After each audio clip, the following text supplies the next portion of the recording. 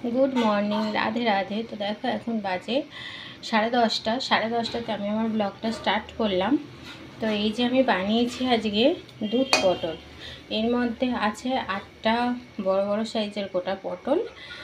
ভিতর থেকে পটলের দানাগুলো বার করে পনিরের স্টাফিং বা চিংড়ি স্টাফিং দিলে ভালোই হতো, কিন্তু তাতে অনেক ব্যয় সাপেক্ষ হয়ে যায় আর দেরিও হয়। ওই জন্য চটজলদি যদি কিছু করতে চাও তাহলে এই দুধ পটল রেসিপিটা খুব ভালো। এতে আমি 8টা গোটা গোটা সাইজের পটল দিয়েছি। তারপরে এটাকে ভালো করে একটু ভেজে নিয়েছি, নিয়ে পেঁয়াজ আদা রসুনের পেস্ট দিয়েছি। এই দেখতে পাচ্ছ গোটা গোটা কাঁচা লঙ্কা দিয়েছি আর দুধ দিয়েছি, 1 পোয়া দুধ দিয়েছি।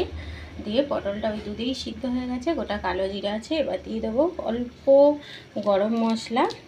হ্যাঁ, একটু পোস্ত দিলে ভালো হয়, আমি এতে যদিও বা দিয়েছি। তোমরা যদি পোস্ত বাড়িতে অ্যাভেলেবেল থাকে তো দেবে, না হলে পোস্ত না দিলেও কোনো সমস্যা নেই, এতে খুব ভালো লাগে।